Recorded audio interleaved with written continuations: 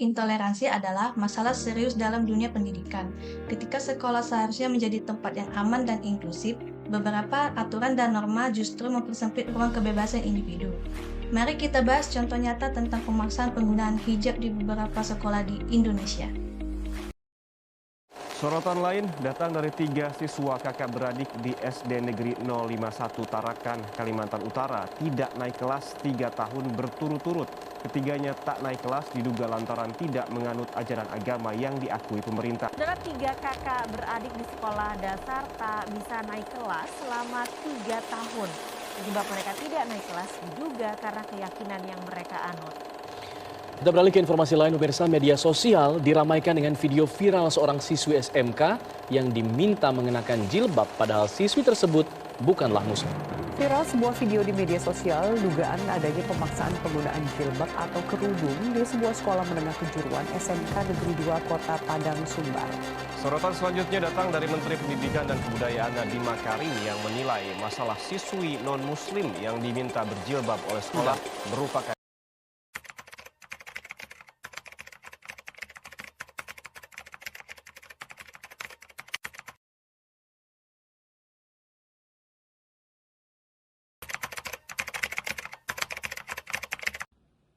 Intoleransi dalam pendidikan adalah ketidakadilan yang dialami siswa baik melalui pemaksaan, diskriminasi, maupun tekanan sosial untuk mengikuti norma yang tidak sesuai dengan norma atau pribadi mereka.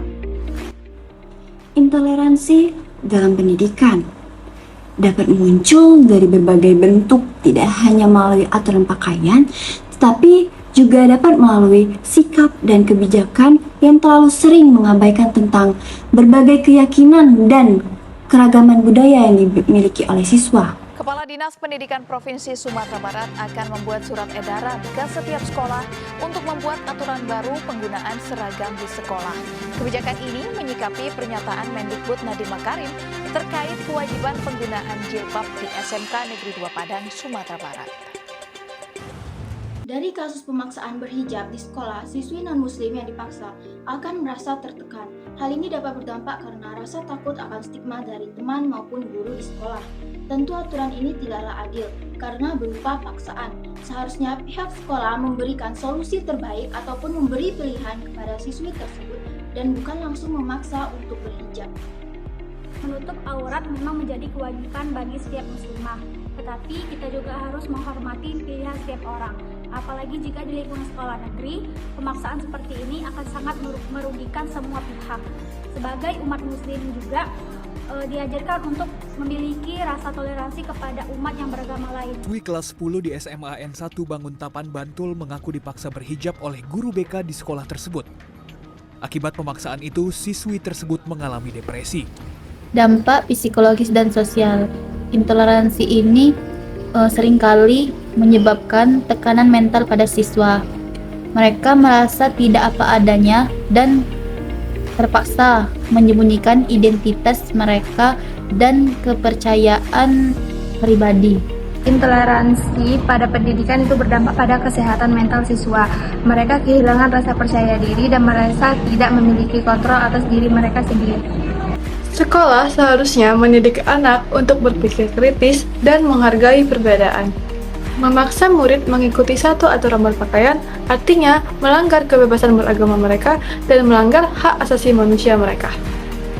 Jadi pendidikan yang baik seharusnya mengajarkan toleransi dan menghormati pilihan setiap individu. Ada beberapa sekolah sudah mulai menerapkan kebijakan inklusif yang menghargai kebebasan siswa. Jadi pendidikan seharusnya untuk semua, bukan untuk kelompok tertentu saja. Intoleransi dalam pendidikan bisa diakhiri dengan hal-hal kecil yang bisa dimulai dari diri kita. Mari kita ciptakan lingkungan pendidikan yang aman, nyaman, dan juga menghargai keberagaman. Karena pendidikan merupakan hak setiap orang tanpa terkecuali. Padahal dalam Pancasila sudah dijelaskan bahwa kita sebagai bangsa Indonesia harus menjunjung tinggi namanya nilai toleransi yang sudah tertuang pada sila ketiga, yaitu Persatuan Indonesia. Lantas, mengapa kita harus menjunjung tinggi toleransi? Karena dengan adanya toleransi, kita dapat menghindari yang namanya perpecahan. Dan dengan adanya toleransi, juga kita dapat meningkatkan rasa persaudaraan antar sesama manusia. kita dapat mengikis rasa egoisme dengan cara menanamkan sebuah nilai toleransi. Dan toleransi juga dapat menyatukan semua perbedaan. Jadi, yuk kita sama-sama menjunjung tinggi rasa toleransi dan stop intoleransi karena kita Pancasila.